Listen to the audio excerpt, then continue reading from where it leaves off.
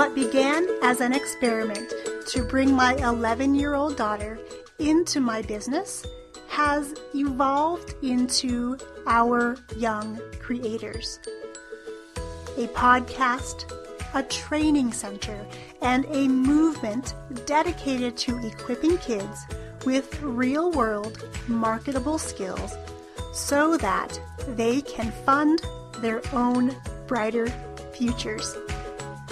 We're here to inspire you to turn consumption time on devices into creation time and use technology as a tool to bond and not bicker with your kids. Join us each week as we share the inner workings of our partnership and bring you stories from guests of all ages and from all walks of life on our quest to nurture and to celebrate our young creators.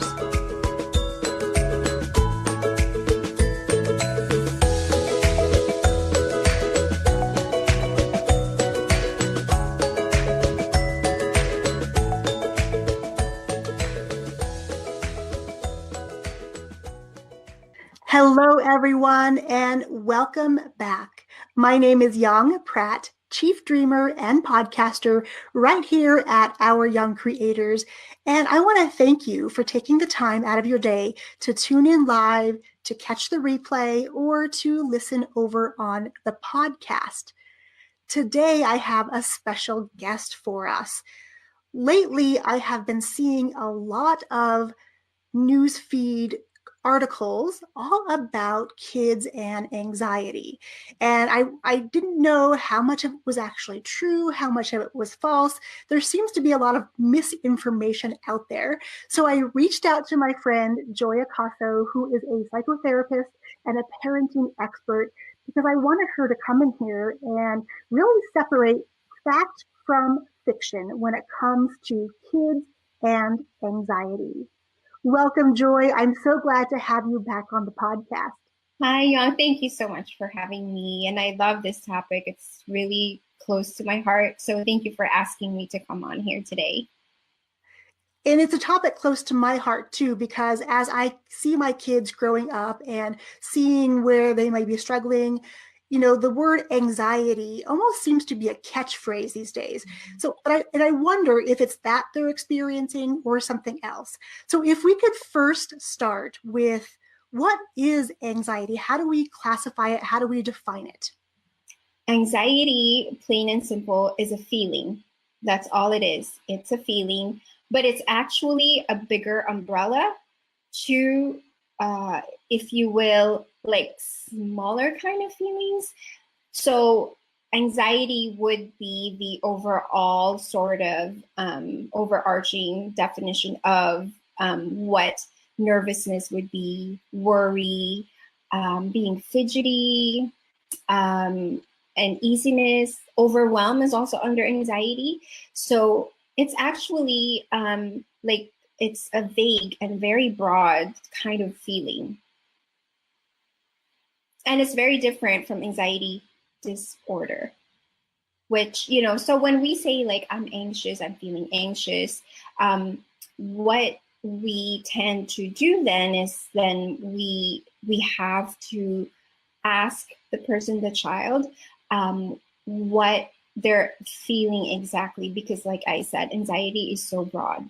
It's we, like you mentioned that, you know, we just kind of use the term loosely. It's almost like when we say, you know, oh, I'm depressed, or that kind of thing, and then really we may mean something else. That's so interesting because, yeah, like you said, it's such a broad term. So I think people use it a lot to cover a whole range of different feelings, including, like you said, stress and depression. And I think having those all under this umbrella term gets a little bit confusing because we really need to step back and separate, okay, is my child feeling stressed? Is my child feeling depressed? Is my child feeling overwhelmed? Right. And that's a lot of things for parents to take into consideration. So if we're thinking about our kids and we see them and they're struggling, Yeah, how are some ways we can differentiate between whether it's just stress or whether it really truly is anxiety or even further anxiety disorder? absolutely. So anxiety, as we said in the beginning, right? We're treating it just as a feeling. How then, when it interferes with their normal activities, then you have to watch the pattern, monitor their behavior, see how it's affecting their day-to-day tasks. For example, for younger kids, right? Brushing teeth, plain and simple. But then with anxiety, with intense feelings of anxiety, it becomes harder for them. Or like eating at a restaurant. What could be like a joyous occasion for a family now becomes like a chore for a child, or they stop eating altogether when you're at a restaurant. That's then it starts to like, now we can start to wonder like, okay, what is really going on? Going back to anxiety as a feeling, what it is, the purpose of anxiety really is to protect us from danger. That's it. To protect us from danger. You've probably heard of the fight, flight, or freeze. So, however, the brain cannot distinguish between what is real danger and what is not. So, it becomes a problem when a child or a teenager starts to have these unrealistic, quote unquote, feelings of danger. So you see, like, for example, you're at a restaurant or grocery store with your parents and you start to have that butterflies in your stomach, and there's no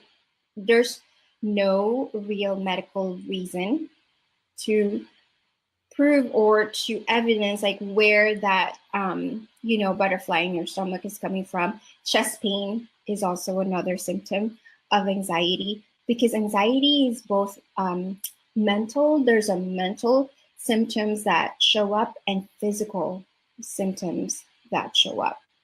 So when it starts to interfere with their school, with their relationships with their peers, and they start to isolate more, and they don't want to do the things that they actually care about.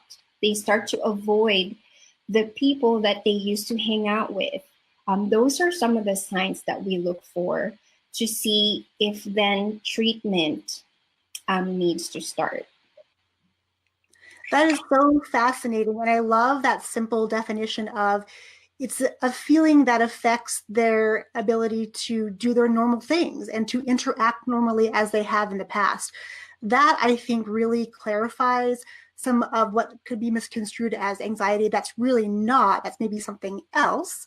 Maybe Right. there's an actual real reason that, that's happening, not just a physical feeling. So I Yes. think really, really such a great way for us parents to start observing our kids and asking the question, are they avoiding things that they normally used to love to do? Or are things that are commonplace, like brushing teeth and going to a restaurant, is it becoming a struggle for your family? So if parents are listening and they're kind of at this point where they have seen a pattern emerge in their kids, what are some steps they can take next to help their kids overcome this anxiety? Absolutely. The first thing that I always encourage parents, right, is to, as you are observing, as you are monitoring, please write them down, take notes, so that you can help yourself and kind of like have that visual in front of you. Because sometimes, depending on the age too, we may exaggerate it in our mind and say, wow, this has been happening like for the last month, when really maybe it's only been like 2 times a week, 3 times a week. So you really need to, for your peace of mind and also for your child, right? So just watch the pattern if there is one, and the frequency, the pattern, the intensity. Now, how do you measure intensity? Well, then you'd have to note, like, maybe they woke up in a good mood, that morning, and then all of a sudden something happened midday. You were called from school that, they were complaining of stomach ache or headaches. Those are also signs of incoming anxiety. And so if you have that record with you, then you can say, okay, maybe there are certain situations that kind of trigger it, right? So is it lack of sleep? It's a lot, right? So you have to kind of like play detective a little bit. Is it lack of sleep? Are they not eating well? Is it why all of that is happening? Now, and then if you see that, maybe it's like, oh, it's happening like 5 times out of the week. Every time they go to school, you get a call every day. Every day there's a call. They're not feeling well and things like that, and they're not sleeping well. And, you also see a lot of moodiness. Tantrums is also a sign of anxiety for smaller children. Moodiness, irritability is another symptom that anxiety can manifest itself in moodiness, irritability, isolation, anger. Anxiety can also mask itself in sadness.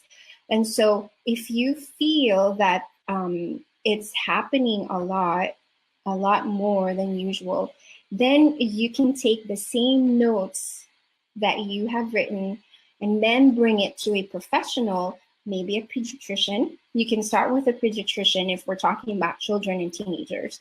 Show it to them and then, ask them, like, what do you think? Like, is this something that I should be concerned about? And then they'll refer you to a therapist or a counselor. Or you can also just always go straight to a counselor or a therapist that specializes in children and teenagers. So I would say definitely the first step is really kind of observing their behaviors first, and see and ask your child's teachers if it's, how they are in school, grades. If the grades are dropping, that may be cause for alarm, but I would say don't worry too much until you talk to the teacher, because you will also gain insight as far as, how they're behaving in school versus at home. And as you were listing all of those different things like tantrums, irritability, isolation, anger, I had to laugh a little bit in my head because as a teenager, some of those behaviors are just sort of a normal everyday occurrence, and they may not be related to actual anxiety. So it definitely, like you said, you have to be a sleuth and a detective, and you have to really start to watch and pay attention. But I think really, like you said, keeping a journal, documenting these things is so great, because literally from day to day, there are so many things we forget, and we overestimate or underestimate how long something has been happening. So that is a great, great tip. So for you parents listening, start documenting these to see if there is a pattern, and see if it's, there's a change in the frequency or the intensity, because that's going to really clue you in as to if you need to find someone to take further steps with down the road. Absolutely, yes. But also, I love how you said, like, sometimes we overestimate or underestimate. So definitely watching, any changes in our children's behaviors. And even with the clients, the families that I work with, I also still do that even when we're already in a treatment relationship. I'll say, can you just log their behavior this week and so we can see what's going on. But also what I'm finding out is that because mental health awareness is being put out there even more, and in younger kids as well, like in schools, they're having more and more talks and discussions about mental health awareness. If your child comes to you, or your teenager comes to you and tells you, I think I need to see someone, I would encourage it. Please don't wait too long, because I am getting a lot of those, cases where the parents just thought, oh, okay, maybe they're just doing it for attention, or maybe, they're just copying their friend. But if your child spells it out to you and says, I think I need to see someone because I've been feeling like this for a while, don't take it lightly. I think that is also, like your cue that it's time to see a professional.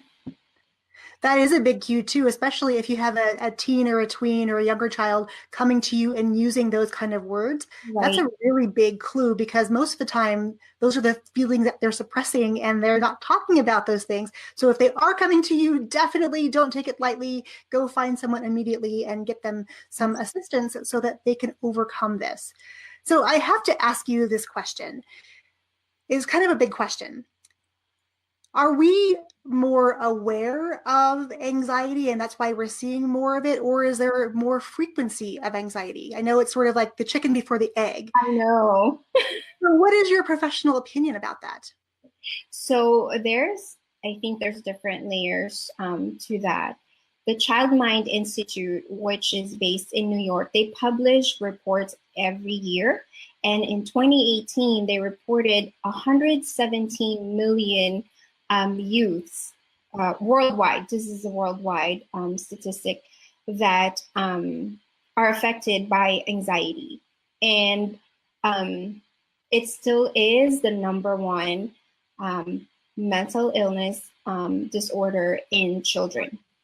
So anxiety is still number one disorder, and childhood disorder is what we call it. And now, if your question, why is that number? Like, what is that number, right? What does that mean for us? We're also finding out that compared to the 80s, high schoolers nowadays are twice as much at risk for psychological disorders. So what that means is that the stress on children, the pressure on children and teenagers there's like a startling difference, even from 10 years before. So they are definitely experiencing more pressure, more overwhelm, more stress. And what is happening is that parents are not as equipped to deal with the changes. I mean, talk about social media. I just read also, like, vaping is another something that came up with teenagers are vaping more and more. So, and then now parents are like, what are we going to do? What are we supposed to do? Our society and our world today are like, it's not as family friendly as it once was, even, like 10, 20 years ago. So it's within that framework that we are now working towards as, in the mental health field. However, I do have to say that it is with anxiety that we have accomplished the most success in the mental health field.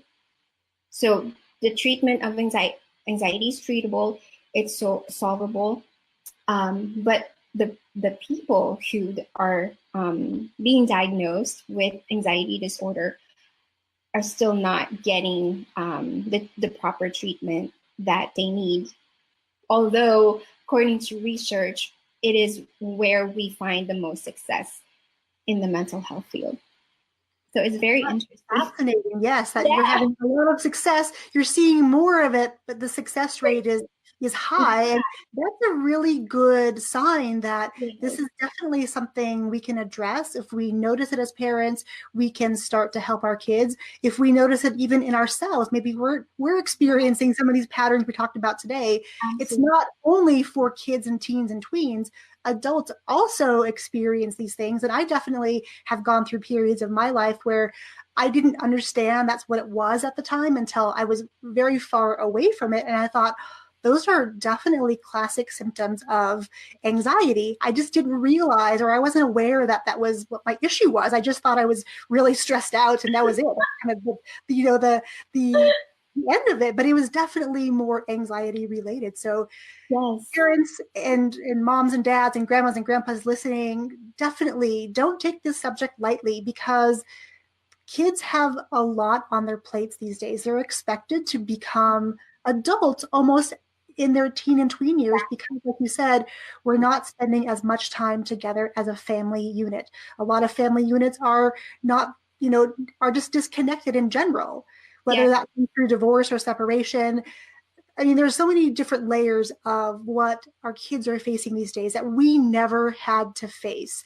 And I think that's one of the reasons we're so passionate about really wanting to bring parents into this conversation about technology, because it can definitely be used for bad. But we like to spin it and say, you know what, this is the way you're going to communicate with your kids. Because if you can speak the same language and you can do things together, not only are you spending more time with your kids, you're just really allowing them to grow in their talents and their gifts and be able to share their unique gifts with the world in a bigger way. I love it. I love it. Yeah. So you mentioned parents who have anxiety, right? Or parents who have been diagnosed with anxiety disorder. Just to put it out there, children that come from that background are 5 times more at risk to be diagnosed with anxiety disorder. So when that is present in the family, if there is history of depression or anxiety or other mental illnesses, I would say that you shouldn't wait too long to see a professional.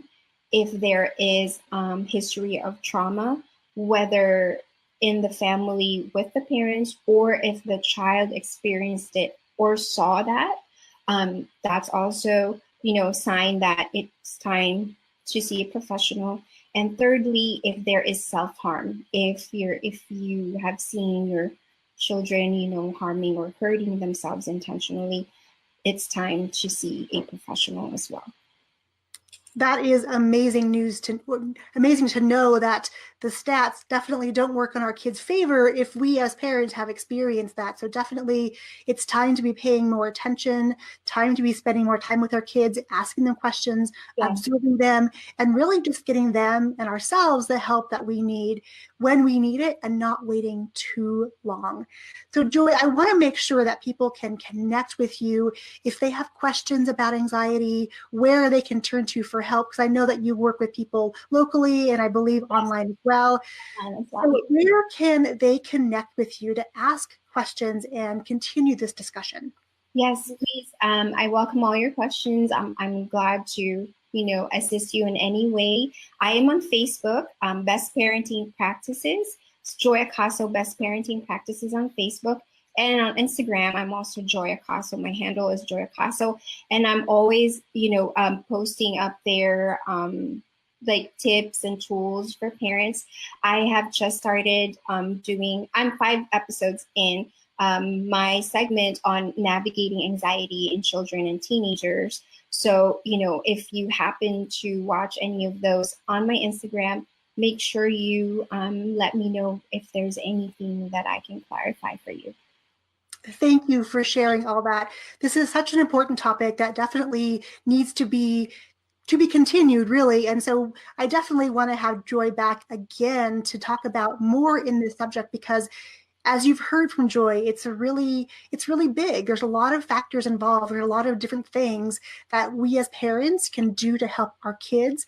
So Joy, I want to thank you so much for being so generous with your time today and really helping us to better understand this idea of anxiety and how we can best help our kids and ourselves to really deal with it and then overcome it. Yes, of course. Thank you. Thank you so much for having me here. And I would love to come back one of these days. For sure. And for all of you tuning in live, catching the replay, or listening to the podcast, I want to say thank you again for taking time out of your day to really listen in on this conversation, because it is really a big one. It's an important one. With the holidays coming up, I think you're going to probably be seeing a lot more of it in your news feed like I have been seeing. So definitely we need to start the conversation. We need to continue the conversation. And if you need to reach out to Joy, please do so. She is an amazing resource for you. Thank you again for tuning in. I will catch you all very soon. Cheers, my friends. Ready to get uncomfortable? I challenge you, my friend, to do 100 days of Facebook Live videos right alongside Tasha and I, starting on December 10th. To join in on this free adventure, head over to bit.ly/100 days of FB Live to sign up and join in on the fun. Let's go out there, get uncomfortable, and change our lives in the process.